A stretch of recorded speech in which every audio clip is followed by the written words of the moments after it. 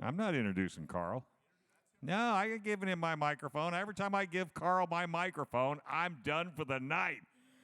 Let's get a big round of applause for Carl DeMaio.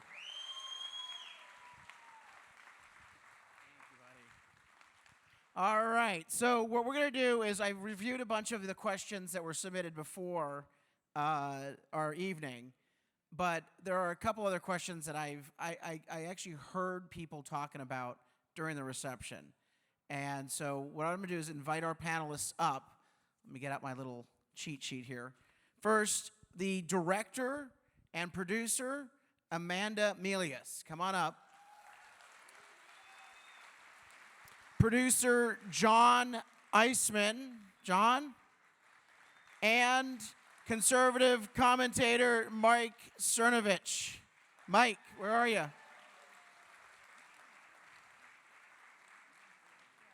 Do we got Mike? There he is. All right, come on down. I'll sit over here. We'll put Mike in the middle. All right, as we get Mike down here, first, just a comment about that movie. When you live through 3.5 years of crap, it's really nice to see it all kind of, summarized in under 2 hours. And I think that what would be great is if we could just get this movie seen by more Americans. So my hope is that after this panel tonight and after this evening, all of us are going to go home and over the next couple of days, text, email, post on social media, and let everyone know they've got to see the movie. Because it's so hard to remember the lies. You remember the accusation, you never remember the exoneration. And so it's so important that people watch this movie because it will make that 3-year period of nonsense that we all endured, it will make it stick in a way that it needs to stick. So first, Amanda, let's start out with you. What gave you the idea for putting together this movie? Well, actually, so I was working in the Trump White House at the time. I was about to go back to the State Department, and a lot of my friends were involved in the downfall of kind of the downstream effects of the accusations. I mean, we all were really, because you have to remember we're working in government agencies and everybody's acting like we work for a Russian asset. So that means what about all of us? That, we're just dumb or something. So, so that was, a lot of people I knew were directly involved. And then a friend of mine introduced me to Cash, and Lee Smith, the author of the book who's in the film, had just finished the manuscript for the book. And he was the one that actually took the, went to the effort of actually telling the truth and following the Nunes story and telling what happened. And my friend was like, "You make movies, right?" And I was like, "No, I used to make movies a lot." When I thought I was going to do that with my life before I ran away and joined the Trump administration. I do not do that anymore. And he was like, "No, you should make this into a movie. This would be really good." And I was like, "That's insane, but maybe." And then it just made more and more sense. It was like this. I realized I have to, because nobody else is going to do this. So John,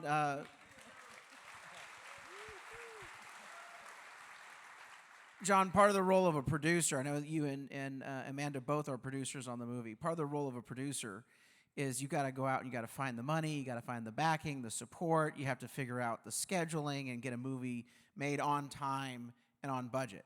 Most movies aren't made for less than $10 million. It usually takes a year. Right. How'd you guys do it? Well, how much did it cost, and how long did it take? Well, I mean, the film itself, actually, the money there was interest in this project quite early on, but actually, in the end, the hardest hurdle was actually COVID and getting all the talent together. Loyal talent, because if you hire, my job really is to ferret out and find the people that can deliver this level of craftsmanship, but you also need people that won't destroy the project. So the funding of a movie like this is between $6 to maybe $900,000 or in that range. And but let's say you have the money, which we kind of had it. I mean, it's actually a team of people that raise the funds, but to get the people that wouldn't sell the project out. I mean, you can't just hire a graphics person in Hollywood. You can't hire a score person in Hollywood. They will kill your project. They'll find a way. So it was like my job early on to interview everybody and to like put the whole project together. And also the other problem was that a lot of people that were revving up to do this were still in the government. So they needed somebody on the ground to sort of start organizing it. And actually, I had worked with Cernovich to some degree on Host. And I'd worked in the fashion production and photo production and in audio production. And I had watched what he did on that. And he was one of the real forerunners to this, like the early guys that got out there and delivered something that was new, that was crafted well, and that could speak to the general public but was sophisticated and wasn't just a dumb kind of right-wing movie. Like, we have a stereotype on the right that the films we make can't compete with the left. And he did something different there, but he did it by getting the right talent, you know? So yeah, I went and got the people that could deliver this well-crafted product. Yeah, that's what happened. So, Mike, you are prolific on Twitter, and you don't hold back. You go like a dog with a bone, and you absolutely take these people to task. The amount of transgressions that piled up by the deep state, by the media, by the Democrats on Capitol Hill against President Trump would literally make a documentary like 700 hours long. What is the top thing, what is the top transgression, the top piece of evidence that you think ended up on the cutting room floor that's not in the movie that you think people should know about?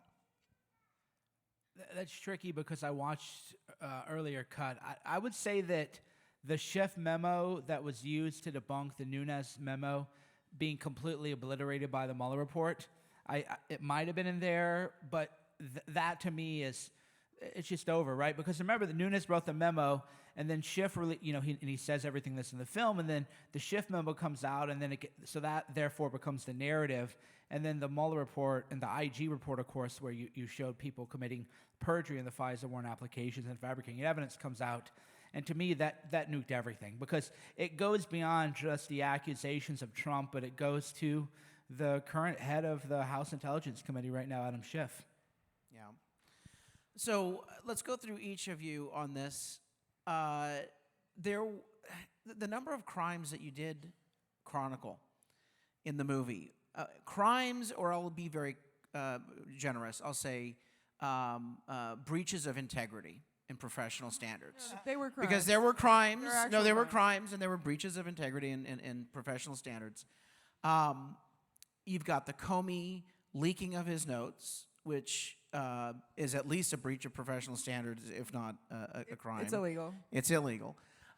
You've got the unmasking by Susan Rice of Also illegal. a horde of Trump campaign staff. You've got the FISA warrant, which was completely illegitimate. And of course, the doctoring and the misrepresentations to the judge there. You've got the interview with Mike Flynn. So those are just some.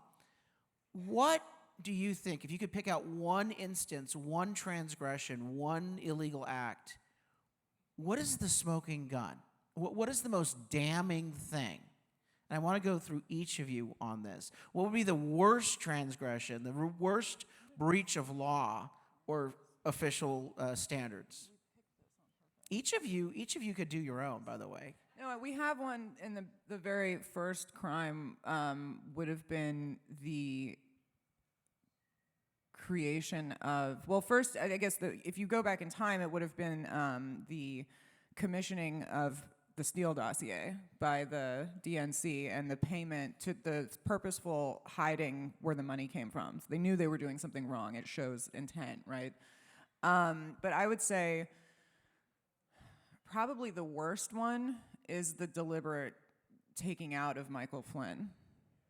Even though it's part of the cover-up, it's the worst thing, I think. It has John? to be that has to be said. I mean, it's forcible entrapment. I'm not exactly sure legal. Mike would know better because he's a lawyer. I mean, they definitely entrapped an honest man that was a sophisticated guy and had genuine intentions in the government.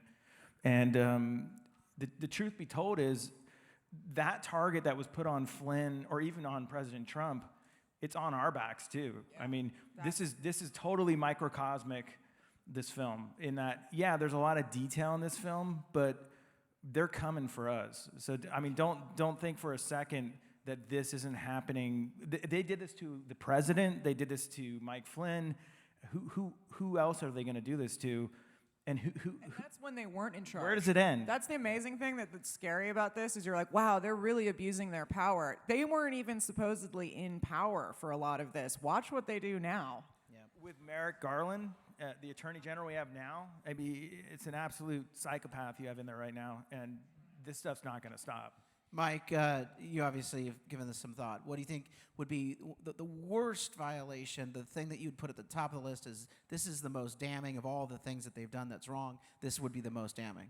Yeah, as they mentioned, the 301 being author for General Flynn would be up there, but I would say the biggest crime of all is that, and this gets overlooked a lot, is a FISA warrant is signed under oath. So every time a senior Department of Justice official signed that was perjury. Perjury, right? Every FBI agent who signed that perjury. So to me, signing the FISA warrant, everyone who signed that should have been disbarred and they should have been thrown into prison.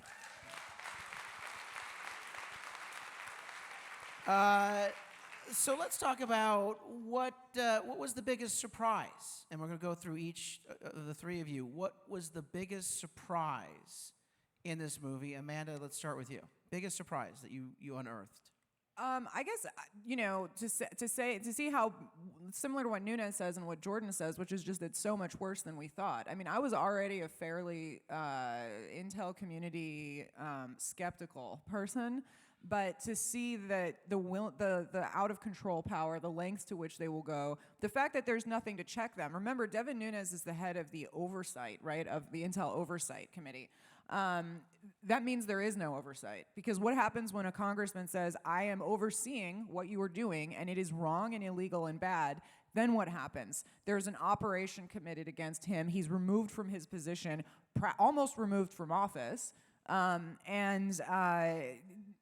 luckily happened to be able to vindicate himself.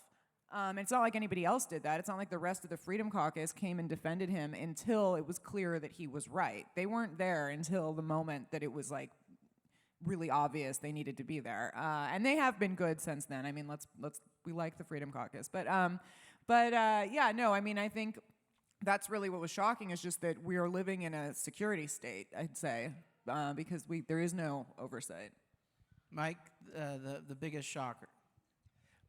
Maybe shock isn't the word, but I think I didn't realize how much involved Cash was until I watched this film, and I think he really is one of the unsung heroes and all of this.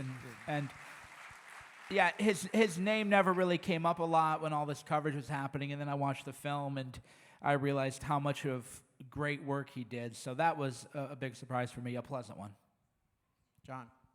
The biggest surprise for me was that we would have to make this. I mean, I was shocked. I mean, I'd been working in LA and I looked at this subject, and you would have to be an absolute moron not to know that this data is out there and that there's great people like Lee Smith or like people in the government like Cash or Devin Nunes or Amanda Milius, and then there's people on Twitter like Mike Cernovich, and they're all documenting this. But no one's piecing it together in a way that's understandable, and it's difficult to do that, and we would have to do it because nobody else was going to do it, and we need to put this time capsule together for the future for people to see. And on top of that, the Trump administration, as much as I love Trump, actually, I got to say I love the president, but let's face it, they didn't do this, and on top of that, they weren't ready for what happened in the election, and we had this burden to deliver this, which it was an honor to do it, but it's shocking when you get out there. You know, in every crime and associated cover-up, there's always someone who misses something. They screw up, and because they could have gotten away with this, easily could have gotten away with this, particularly if Trump had not won, but.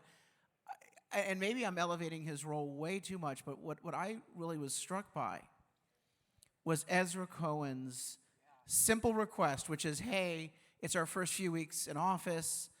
We ought to have a standard operating procedure. I'm going to write one up. And it's going to have to deal with, when do we actually unmask people and what sort of records should we keep? Hey, can you tell me how the Obama people did it? And it was simply that he had a phone book size list of people from just 6 months of time, and that he bothered to actually look at it. Not just, hey, brief me on it, okay, intern, go write this up, but that he actually opened it up, thumbed through it, and happened to glance upon names who were people from the Trump campaign, and he put 2 and 2 together and suddenly said, oh my, something's wrong here. They've been doing something, and started pulling at the yarn or the fabric on the sweater there. Yeah, I mean, the EZRA component can't be understated. And that's what's so amazing about this is when we say personnel is policy, and I do a lot of podcasts these days and whine about the personnel issues in the Trump administration, but that's why. Because if somebody else had been in that position that wasn't as smart or wasn't as loyal to the president and wasn't as loyal to the truth, they would have just said, somebody who just took the position to be in the government, they would have been like, okay, cool, write the policy. I don't need to look at it. And that's exactly what would have happened. But that's why it matters who's in every single position. And, remember, Flynn brought him in.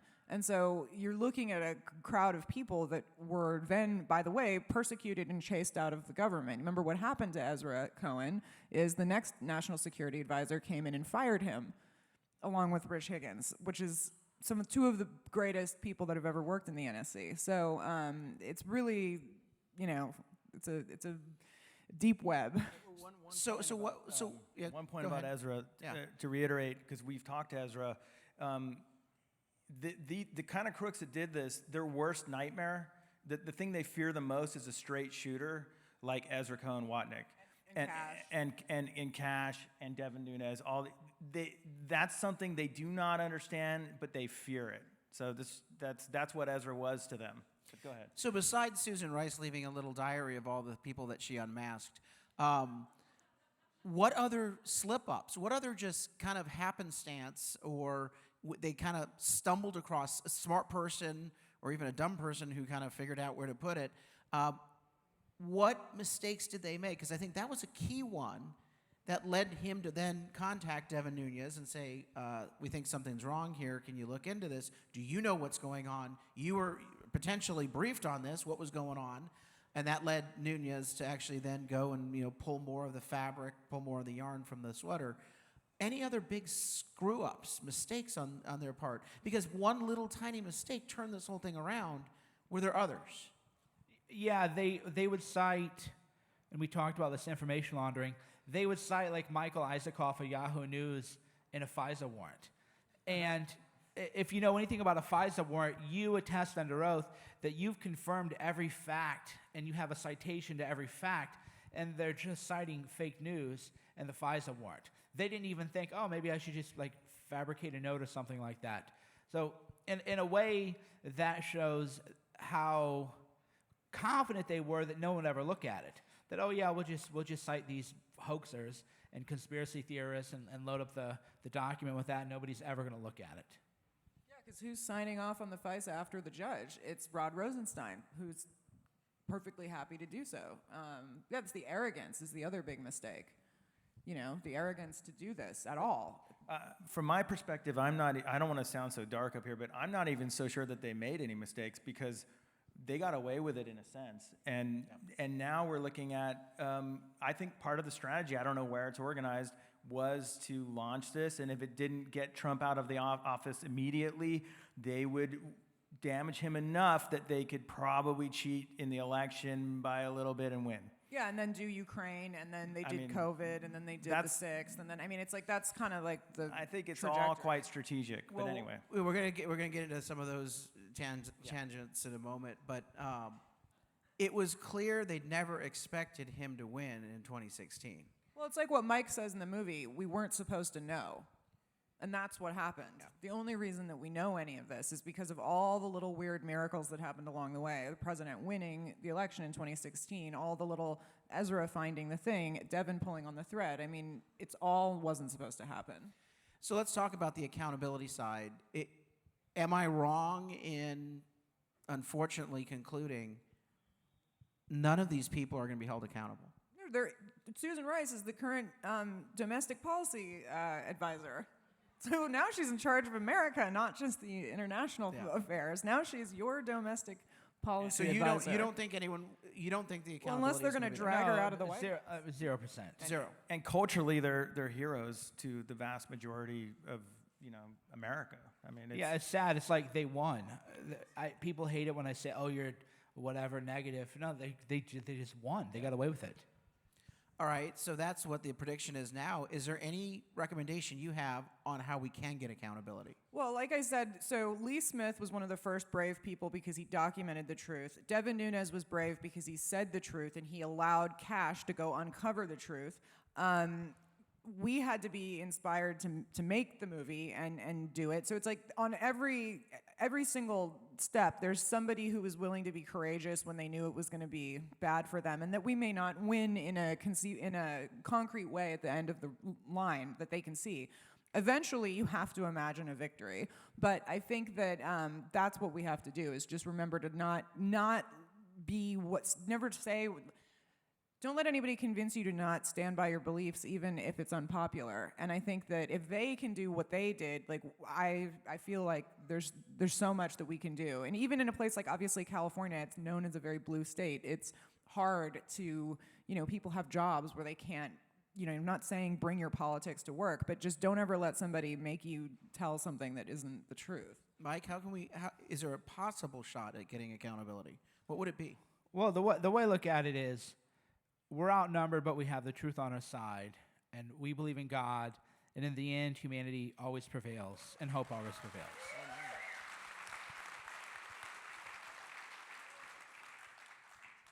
Any shot on your end? My perspective is craftsmanship to win the culture war. We have to win the culture war. If we don't win the culture war with good products like this film, we will lose everything. And if we don't, should be our priority. And without it, they'll always win. And good sheriffs too. Like to take what I said a little bit more practical is when Gavin Newsom tried to do these. He wanted to pull a Canada and arrest people if they were out of their house at 9 p.m. Yeah. And the Orange County Sheriff's just like, nope, not going to do it. Not going to do it. San Bernardino, nope, not going to do it. So more of that. But to put a fine line on that, what each of you said was very similar to, number one, people need to stand on principle and do the right thing, Amanda. Number two is we got to win the culture war, which means we actually have to get people informed and engaged. And number three, when our opponents overreach, like Newsom overreaches, or Schiff clearly lied on TV, I've got evidence, it's not just circumstantial and then doesn't get held accountable. But when they do these things, we have to be in a position where we take it to the ballot box. We have to be in a position where we take it to the courts. And we're likely going to lose on a lot of that stuff. But at some point, we will break through and prevail. And that local politics matter. I mean, this whole thing came apart because of a congressman from California. Yeah. Good point. Good point. So let's talk about that culture war. If we want to get more people to see this movie. Amanda, what does the current data show us in terms of how many people have watched the movie? It was distributed through Amazon Prime. That was one of the platforms. We actually wouldn't do any single platform because we didn't want them to be able to control it or catch and kill it or anything like that. All right. Amazon delayed putting it out for like 2 weeks, and we put it out right before the election, so it was an important 2 weeks. It was really ridiculous the way they did that. We had it out on a handful of platforms. Now it's available, and I encourage you to tell all of your friends to see it. It's on iTunes, Amazon, Vimeo, and the other thing I want to tell you to do is to buy it on DVD, because I didn't think DVDs were a thing in 2021, but a lot of people have been getting them because they're afraid of things being pulled off the internet, like the president's Twitter account. Yeah. So if that can happen, as we said, we see this as a time capsule. If you own it, they can't take it away. And it's available at Walmart.com and Amazon. We're going to sell some in the back tonight, I hear, actually, by the way. Buy. For It's a $20, good gift. and I'm going to sign them. And on that front, any of you can organize a little viewing party at your house. You can do it if you're an Amazon Prime member. You can get it on all these other platforms or get the DVD. But do we have any The numbers? viewership yeah, numbers? so this is interesting. So it apparently is, one outlet said it was the most watched documentary of 2020, but of course Hollywood Press isn't going to talk about it. It has more reviews on Amazon than any other documentary at all. How many reviews? Over 15,000. Wow. And the next one behind it is a political doc, I think is at like 8,000. That's an indicator of huge how many people are indicator, out there yeah. talking about it. President Trump, has he watched the movie? Any reaction? I'm assuming he's watched it. Supposedly he's seen it now. I got to talk to him like around the election, and obviously he hadn't watched it at that point because he was busy being the president and running for president, and he lived it. So, but he did It's say- probably pretty stressful for him to watch. Right, yeah, like, it's like the nightmare of his life. But no, he did say something very nice when I talked to him. Rick actually arranged for me to have the call and told him who I was or whatever, even though I worked for him. You don't interface with the president often. At least I didn't. And he was like, I hear it's amazing. Everyone says it's wonderful. Everyone's talking about it. Everyone says it's great. So that was very awesome for me. It's awesome. Now, obviously, we'd love to see these people, the criminals, held accountable. Are you thinking of a sequel? Any ideas for a sequel about where this goes next?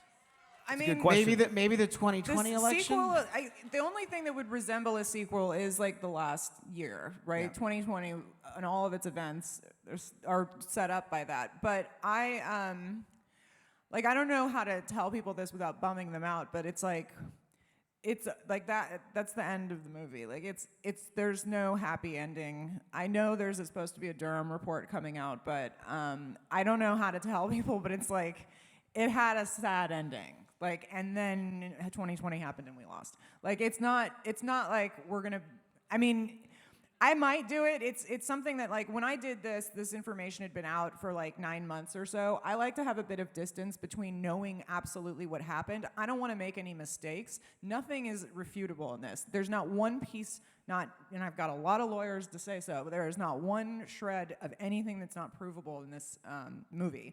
And I don't think we know the story of 2020 yet. I don't think we know the story of COVID yet. I don't think we know the story of the election. And I'm not going to tell my version until I'm like completely confident in what it is. All right. So, last bit of reaction for your experience with making the movie and being, Mike being in the movie. What do you think people need to know? Let's start here with John. What do I think people need to know about the film? Yeah, something that you want them to really look at, something that you want them to walk away. What to I want do. them, my perspective is simple. Pop culture, as we know it, came out of the counterculture left. It's dying. We have an opportunity to thrive and take over and rule the culture. And they had All the President's Men with Robert Redford and who else was in it? Dustin Hoffman, and if you know the real guys they're playing, these awful journalists were actually inflicting Russiagate on us now. Yeah. But these are their icons. I mean, Right. it is already written decades ago in this ridiculous film. And it's a great film, but it's utter just a monstrosity. A total piece of junk. But I'm just saying, technically, it's sophisticated. It's crafted like it's wizardry. It's a magical film. We need to do that. That's the only thing we can do, in my opinion. We have to win the culture war. I'll say it again. And we had it in 2016. We had it in 2015. We had it in 2014 with Gamergate with people like Mike Cernovich. We had it, and they crushed us. We can't let them win. We have to come back. Go ahead. Mike. Yeah, I would just say, as a lawyer, as if every person in America who voted for Trump and saw the FBI frame people when called to jury duty in a federal criminal case just said we're voting not guilty every time, that would send a message to the FBI. But the way it stands now is, this guy's, they're all corrupt. They're all bad. They're all the bad guys. And if the country just said, look, you are all corrupt, we will never trust the word of an FBI agent under oath ever again, it would change fast. Amanda? I mean, yeah, I think I really just go back to the fact that we have to, similar to what Mike said, we have to stop pretending that it's a few bad apples in these agencies.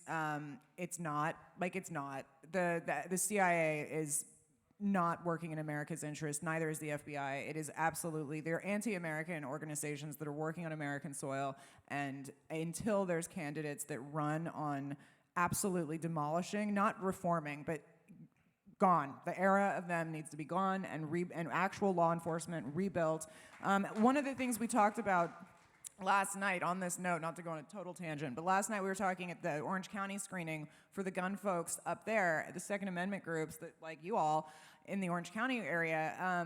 One of the issues that Mike and I were riffing on is that they often come after our Second Amendment folks with the random shootings that happen. You've got Las Vegas, for example, all these things where the FBI magically couldn't really play a role to do anything about it because they're too busy framing presidents for fake Russian collusion. What did you say about that last? Well, yeah, so there's a lot you can say. I would just say that how do they not know who planted the bombs in front of the RNC and the DNC? In Washington, D.C., there are cameras everywhere. Teslas have cameras. Everybody has a ring. Oh, yeah, well, we can't figure out who planted the bombs in front of the DNC and the RNC on January 5th. Whoop-de-doo. So to me, that's the thread to start pulling on is, well, that's interesting. So they don't want to solve that because we know they can, right? They don't want to solve that. I wonder why. Can I add one point? One quick point, John? Yes. Back to what Amanda was saying, reforming the agencies or rebuilding the agencies in you, why do you think the agencies in the mainstream media want to focus on BLM and police reform? They want us to attack our local people, our local agencies, because they know damn well that their agencies are just completely out of control. So, I mean, secretly, subconsciously, minimum, they know this. So those agencies need to be rebuilt and retrained. That's actually a great point, is local law enforcement, amazing. Sheriff's amazing. They stopped Newsom, the Hitler of California, from enacting his legislation. Yep. Some of them. Yeah, Not the one down here. yeah, but they'll Not learn. the one in LA. Well, yeah, but get the one down here out because San Diego is a conservative area. So that's the lesson that I tell everybody is stop falling for these like, hey, I'm going to run against Nancy Pelosi in her district, like back my campaign. No. Like elect your school board, elect your sheriff, and then like what he said is, they just gave $2 billion to the feds, federal law enforcement. The feds are the bad guys. Nobody wants to defund the FBI. They want to defund the patriotic local sheriffs. Right. Yeah, That is very true. So, look, we have an assignment. And the assignment is this movie needs to get out to more people, plain and simple. And so our work needs to be instigators, to introduce this movie to our friends, our family, our colleagues, let them know about it, email them, say just, go on Amazon Prime or buy the DVD and invite them over to your house. And if it's 5 people, great. If it's 15 people, even better. But this movie, if people invest just 90 minutes, I promise you, even a hardcore Democrat will walk away with at least some questions about what they fundamentally believe. We've had a lot of really good luck with that, actually, as we hear a lot from people that are tell us that like they played it for like their sister or their neighbor, whatever, and it really cracked. They haven't been presented with this information before. No. Because what's that? Sure. We got about 5 minutes. Then is that okay? Questions from the audience. Right there, black hat. Stand up. ESU. Go ahead. We can give one of the mics to them.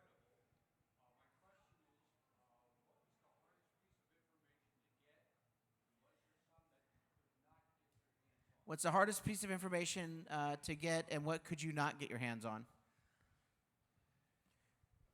Do you want to jump in on that? Well, I think one of the harder pieces is with one of the John Doe interviews. You'll notice no one picks up on it. Oh, yeah. We got an early preview of what Mike Pence would do come the election, problems, because it was his chief of staff that basically convinced Pence, and Pence was so easily convinced to get rid of Flynn. So I mean, I think that piece was damning. I mean, it's a damning little tale there if you go back and watch it. Yeah, that's a good one. I think between us and the walls here, I couldn't put it perfectly. I couldn't put the guy's name in the movie, but I can tell you that, yeah, Pence's chief of staff was married to the lead investigator for Crossfire Hurricane. And he was a direct employee of Peter Strzok's. And so Pence's first chief of staff, Josh Pitcock, and they've denied this in the press, but in a very mealy-mouthed way, and it's simply not deniable. I mean, that was her job, and they were married. These are publicly, So that definitely was, it was an interesting piece of information to deal with. I don't know, it was the hardest thing to get because we did have a source for it that was a direct source. We couldn't reveal his identity, but and we still can't. But the fact that we couldn't put the name, we're very careful legally. That's one of the reasons why we're able to distribute this so widely. So that was definitely one thing. Go ahead, right there. Stand up. Hey, thanks for coming, guys. So I'm going to parlay this into a question, but what I think is also really important is with small media. So my friend Stephanie Hamill on OANN, I was on her show recently. The OANNs, the Breitbarts, the Newsmaxes, when they keep on hitting on stories like, for example, gain of function, that wasn't getting any traction, but they just kept on hitting it, and then finally the New York Times and MSNBC are like, all right, fine, we have to cover this. We'll at least put out the facts in a biased way, and then people start asking questions. So I guess my question is just with media that's disintermediated from the mainstream media, what can we do to just keep on hitting the truth, getting it out there? Ask our media expert. I mean, Mike will know that, maybe. Mike is the breaker of all news stories, so I'd be... You need to follow him on Twitter, by the way. Yeah. If you want to know what's going to happen that day, you wanna just know what's gonna watch the happen- Twitter feed. If you want to know what's going to happen the next year, He's follow like the Mike. Picasso of Twitter. So. Yeah, so the right answer, and this is kind of, especially if you're a younger man, organizes, you just keep a dossier on all these people, and every time something resurfaces, remind people. So a big mistake that was made in 2016, and a lot of people take credit for, who was responsible for undoing it, was everybody said, oh, nobody cares about Bill Clinton and the sexual harassment thing. That was old news. Nobody cares. No, nobody knew. There was a whole generation gap. So then that resurfaced, and that actually became a huge campaign issue. It disrupted the debate. It threw Hillary off her game. So keep reminding people, really, is the point. It isn't like you've heard it 100 times. They haven't heard it once. So educate people every time about everything that's happened with all these people, and keep pushing your points. And that's why the movie, getting it out to your friends and family, is so critical. Most people are not like you and me and everyone in this room, where on a Friday night we're going to go see a documentary about politics. We live, breathe, and eat it. They just remember, oh, didn't the Russians hack and change the election results? Which is what Nancy Pelosi did say. That's what she did say in December of 2016. That's all they remember, and they need to see something like this to be like, oh, I got lied to for 3 years, and it all got unraveled in the end. They need to see the movie. One last question out there. Ma'am, go ahead and stand up and speak loudly. Have you received any backlash from media or news sources over the film? No, because I don't.